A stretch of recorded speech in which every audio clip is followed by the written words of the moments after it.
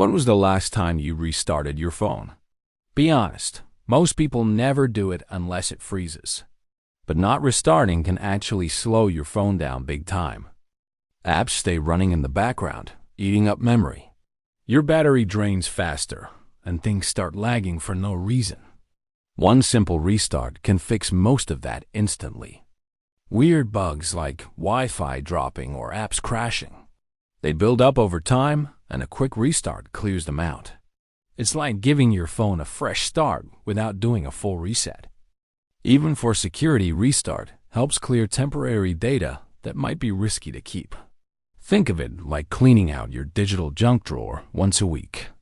Tech experts, even Apple and Google, recommend it. It's free, it takes seconds, and it just works. So do your phone a favor, restart it once a week. Seriously, it helps.